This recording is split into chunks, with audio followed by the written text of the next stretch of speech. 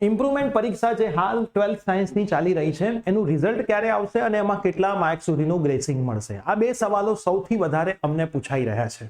તો આજના વિડીયોમાં હું તમને બંને સવાલોના જવાબ આપવાનો છું. તો યસ દોસ્તો, મારું નામ છે પ્રિયેશ પટેલ. આપ સર્વેનું ખૂબ ખૂબ હાર્દિક સ્વાગત છે પ્રિયેશ સર વિદ્યાપીઠ પ્લેટફોર્મની ઉપર.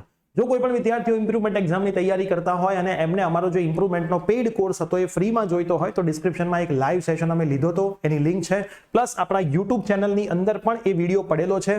ખાસ તમે જોઈ લેજો. ગુજરાતમાંથી 3500 થી વધારે વિદ્યાર્થીઓનો લાભ ઉઠાયેલો છે.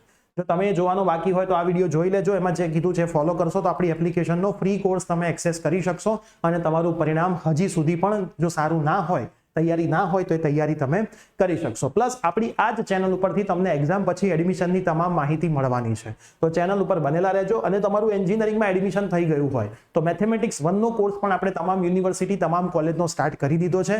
એનો ડિટેલ વિડીયો પણ હું ડિસ્ક્રિપ્શનમાં મૂકી દઉં છું, જોઈ લેજો. કોર્સમાં જોડાવવું હોય તો મોસ્ટ વેલકમ. યસ દોસ્તો, મારું નામ છે પ્રિયેશ પટેલ. આપ સર્વેનું ખૂબ ખૂબ હાર્દિક સ્વાગત છે પ્રિયેશ સર વિદ્યાપીઠ પ્લેટફોર્મની ઉપર. અને ઇમ્પ્રુવમેન્ટના વોટ્સઅપ ગ્રુપ છે, જોડાઈ જજો. એટલે એડમિશનની માહિતી પણ એમાં જ તમારી આવવાની છે.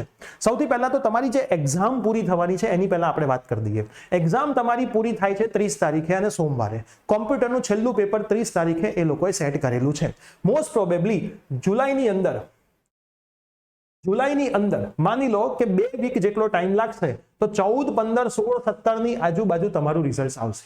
મોસ્ટ પ્રોબેબલી આ 2 વીકમાં તમામ પેપર ચેકિંગની કાર્યવાહી પૂરી થઈ જશે અને તમારું જે રિઝલ્ટ છે એ જુલાઈના મિડમાં આવશે, 14 તારીખથી 19 તારીખની વચ્ચે. જે દિવસે તમારું રિઝલ્ટ આવશે એના બીજા કે ત્રીજા દિવસે નવું મેરિટ પણ આવી જશે અને મોક રાઉન્ડ પર તમારો જે સેકન્ડ રાઉન્ડ છે એ રાઉન્ડ પણ ચાલુ થઈ જશે. આજે થઈ છે તારીખ 24. એસીપીસીમાં એન્જિનિયરિંગનું ફોર્મ ભરવાનું ફરીથી ચાલુ છે. તમે પાસ હોય કે ફેલ હોય, જો ફોર્મ ભરવાનું બાકી હોય તો કાલ છેલ્લો દિવસ છે, પછી ફોર્મ ફરીથી ઓપન નહીં થાય. ઘણા વિદ્યાર્થીઓને એવું છે કે ઇમ્પ્રુવમેન્ટ એક્ઝામના રિઝલ્ટ પછી ફોર્મ ભરવાનું, તો એન્જિનિયરિંગનું ફોર્મમાં એવું નથી. 25 તારીખ છેલ્લી છે, ફોર્મ ભરી દેજો. ફોર્મ ભરતી વખતે રિઝલ્ટમાં તમે હોલ ટિકિટ જે ઇમ્પ્રુવમેન્ટની છે એનો ફોટો નાખી દેજો. તમે પાસ થશો તો તમારું એડમિશનનો મેરિટ બનશે. ભૂલી ગયા પછી કશું થશે નહીં. તો કામ કરવું હોય તો કરી લેજો. સર મારું આ સર્ટિફિકેટ બાકી છે, આ સર્ટિફિકેટ બાકી છે, હાલ પહેલા ફોર્મ ભરો, પછી બીજી બધી વાત. નહીતર કાલ પછી ફોર્મ ઓપન નહીં થાય તો એડમિશન માટે પણ તમે હેરાન થશો. હવે તમને મેં સૌથી પહેલા તો ડેટ્સ કહી દીધી કે ક્યારે પરિણામ આવી શકે એમ છે. હવે આપણે ગ્રેસિંગની વાત કરીએ તો સૌથી પહેલા તો ગયા વર્ષે કેટલા ગ્રેસિંગ મળ્યા હતા. આપણે ગયા વર્ષનું કોઈક રિઝલ્ટ ચેક કરીએ તો આપણને થોડો આઈડિયા આવે કે જેમાં ગ્રેસિંગ હોય.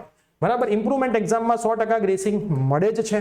જો અહીંયા તમે જોઈ શકો છો 7 માર્ક સુધી વિદ્યાર્થીને ગ્રેસિંગ મળ્યું છે. હવે હજી આપણે આગળ અમુક રિઝલ્ટ જોઈએ. એટલે આ અમારા જ વિદ્યાર્થીઓના રિઝલ્ટ છે જે ઇમ્પ્રુવ થયા હતા. 5 ને 4 9 માર્ક સુધીનું અહીંયા ગ્રેસિંગ મળ્યું છે. હવે આમાં એક થોડુંક સરસ મજાનું જોવા જેવું છે.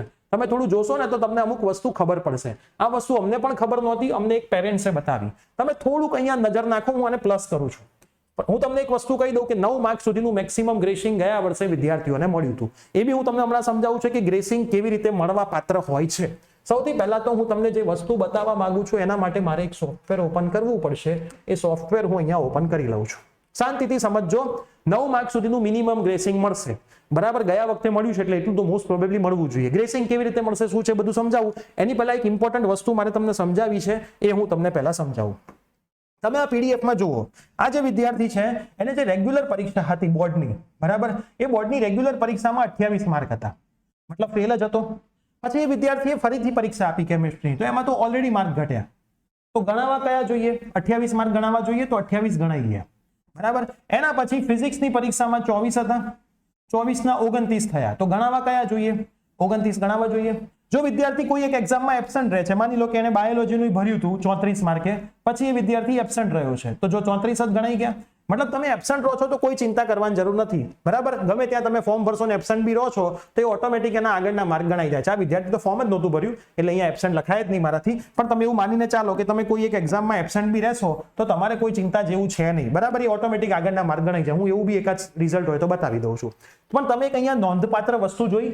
ગ્રેસિંગ 9 માર્કનું મળ્યું છે તો વિદ્યાર્થીનું કયું પહેલા તો છે ને બંનેમાંથી બેસ્ટ રિઝલ્ટ ગણાયું. 28 અને 15 માંથી બેસ્ટ કયું? 28. 24 અને 29 માંથી બેસ્ટ કયું? 29. અને પછી જોવામાં આવ્યું કે 9 માર્કનું ગ્રેસિંગ આપવાથી એ પાસ થાય છે. તો આમાં કેટલા ખૂટે છે? તો કે ભાઈ 5 ખૂટે છે.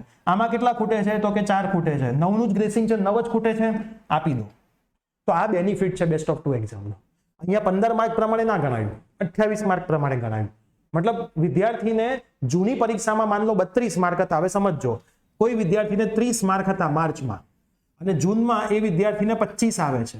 બીજી કોઈ એક્ઝામ હતી એમાં બીજો કોઈ સબ્જેક્ટ, આ ફિઝિક્સ છે, આ કેમિસ્ટ્રી છે, કેમિસ્ટ્રીમાં માની લો 35 હતા, ફરીથી એક્ઝામ આપી અને ફેલ થઈ ગયો, તો અહીં તો 35 જ ગણાશે, મતલબ આ તો પાસ જ છે. હવે 30 અને 25, જો 25 પ્રમાણે ગણવામાં આવે તો 9 માર્કનું ગ્રેસિંગ હોય, માન લો 5 જ માર્કનું ગ્રેસિંગ છે તો ના મળે. 30 પ્રમાણે ગણવામાં આવે તો એ ગ્રેસિંગ એને મળી જાય. બરાબર. તો બેનિફિટ શું છે કે તમારે જૂની પરીક્ષામાં પણ થોડા ઘણા માર્ક માટે અટકતા હશો તો જો એ વધારે માર્ક હશે તો એ ગણાઈ જશે. આ રિઝલ્ટ થી તમને સમજણ પડશે બધી જ વસ્તુની. હવે 9 માર્કનું ગ્રેસિંગ કેવી રીતે છે? બેસ્ટ ઓફ 2 પ્રમાણે તમારા માર્ક ગણાઈ ગયા અને અહીંયા તમારા થાય છે 25 અને અહીંયા તમારે થાય છે 24. તો અહીંયા કેટલા ખૂટે છે? 5, 6, 7 ને 8. અહીંયા કેટલા ખૂટે છે? 9. 33 થવાનો હોય, 33 એ 5 હોય. બરાબર. એટલે 5, 6, 7 ને 8, 33 થવામાં 8 ખૂટે છે, અહીંયા 33 થવામાં 5, 6, 7, 8 ને 9 ખૂટે છે. તો આ કેસમાં તમને એકેયમાં ગ્રેસિંગ ના મળે. તમે એમ કહો સાહેબ આમાં આપી દો ને, 9 તો છે, કાં તો આમાં આપી દો. ના, એવું ના હોય. બંનેના જેટલા ખૂટતા હોય, તમારા જેટલા સબ્જેક્ટ હોય એમાં જેટલા ખૂટતા હોય એ 9 થવા જોઈએ. 9 થી વધી જાય ટોટલ તો એકેયમાં ગ્રેસિંગ મળવા પાત્ર નથી. ઘણા એવું કહે છે કે સાહેબ હું 2 સબ્જેક્ટમાં પાસ થઈ જાઉં તો મને આ સબ્જેક્ટમાં ગ્રેસિંગ આપી દે, પણ તો એ સબ્જેક્ટમાં બેટા તારા કેટલા માર્ક છે, 33 માંથી જેટલા માર્કનું ગ્રેસિંગ મળવા પાત્ર હોય ક્યાં એટલા ખૂટે છે કે એનાથી વધારે ખૂટે છે? જો વધારે ખૂટતા હોય તો ગ્રેસિંગ ના મળે, એમાં તમે ફેલ થાવ. તો આ ગ્રેસિંગના નિયમો હોય છે. આ ગ્રેસિંગના નિયમો હોય છે, ખાસ તમે ધ્યાન રાખજો. હવે આપણે બીજા કોઈક વિદ્યાર્થીઓના રિઝલ્ટ જોઈએ જેમાં ગ્રેસિંગ હોય તો તમને થોડો આઈડિયા આવશે. આમાં કોઈ ગ્રેસિંગ નથી, તમે લખીને આવ્યા હશો આમાંય કોઈ ગ્રેસિંગ નથી, આમાંય કોઈ ગ્રેસિંગ નથી, આમાંય કોઈ ગ્રેસિંગ નથી. બરાબર. 100 એટલે વિદ્યાર્થીએ એને પરીક્ષા આપવાની જ નહોતી. બરાબર. આમાં જો આમાં એબસન્ટ રહ્યો વિદ્યાર્થી તો 59 હતા, એબસન્ટ રહ્યો તો 59 જ ગણાઈ ગયા. તો એબસન્ટ બી તમે ઇંગ્લિશમાં મોસ્ટલી વધારે વિદ્યાર્થીઓ એબસન્ટ રહેશે કે આજે પેપર હતું. બરાબર. એટલે તમે એબસન્ટ રહેશો તો પણ કોઈ તકલીફ નથી. બીજું કોઈ ગ્રેસિંગ વાળું રિઝલ્ટ મને દેખાય તો હું તમને કહું, પણ મોસ્ટ પ્રોબેબલી વિદ્યાર્થીઓ સરસ મજાની મહેનત કરતા જ હોય છે ઇમ્પ્રુવમેન્ટમાં અને સારું રિઝલ્ટ આવતું જ હોય છે, એટલે બહુ ચિંતાજનક હોતું નથી. તો જો મને ક્યાંય ગ્રેસિંગ દેખાતા નથી. અહીંયા છે જો 31 ને 17 2 માર્ક મળી ગયા છે ગ્રેસિંગમાં. એટલે તમે જો લખીને આવશો તો ઇમ્પ્રુવમેન્ટમાં માર્ક આપે જ છે. એટલે મેં તમને કીધું શું કે તમે કંઈક ને કંઈક લખીને આવજો. હજી પણ જેટલા પેપર્સ બાકી છે એમાં કંઈક ને કંઈક લખજો, એટલે કોઈ તકલીફ. અહીંયા 4 માર્કનું ગ્રેસિંગ હતું તો 4 માર્ક વિદ્યાર્થીને મળી ગયા છે. તો ગયા વર્ષે 9 માર્કનું ગ્રેસિંગ આપવામાં આવ્યું હતું. આ વર્ષે કેટલા માર્કનું ગ્રેસિંગ આપશે એની હજી કોઈ શક્યતાઓ કીધી નથી, પણ મિનિમમ 9 માર્કનું તો મળશે જ. ઠીક છે. એટલે 9 માર્કનું ગ્રેસિંગ તો તમને મળવા પાત્ર છે. હવે આ વિડીયો તમારા તમામ ફ્રેન્ડ્સને શેર કરી દેજો. જે મેં ફ્રી કોર્સ કીધો છે એ આપણી એપ્લિકેશનમાં અવેલેબલ છે. પ્રિયેસર વિદ્યાપીઠ એપ્લિકેશન પ્લે સ્ટોર, એપ સ્ટોરમાંથી ડાઉનલોડ કરી લેજો. એમાં તમારે જવાનું છે બોર્ડ અને ગુજસેટના સેક્શનમાં. એમાં પહેલો કોર્સ છે બાય નાઉ ફોર ફ્રી નામનું બટન હશે, ક્લિક કરી લેશો એટલે ઓટોમેટિક બાય થઈ જશે અને તમારા માય કોર્સમાં આવી જશે. એમાં ફિઝિક્સ, કેમિસ્ટ્રી, મેથ્સ, બાયોલોજી ઘણું બધું તમને ફ્રીમાં આપ્યું છે. વિડીયો, મટીરિયલ, આઈએમપી બધું જ સરસ રીતે ભણો અને સારા માર્ક્સ લાવો. ફિઝિક્સમાં તો બધું પૂછાયું છે, બાકીના સબ્જેક્ટ્સમાં પણ બધું પૂછાશે. તો સરસ મહેનત કરો, પેરેન્ટ્સનું નામ રોશન કરો, અમારા સૌ ટીચર્સનું નામ રોશન કરો અને આગળ જીવનમાં વધતા જાઓ એવી ખૂબ ખૂબ શુભકામનાઓ. મળીએ છીએ આવી જ કોઈ નવી અપડેટ સાથે. ચેનલ પર નવા હોય તો સબસ્ક્રાઇબ પણ કરતા જજો. Bye bye, take care.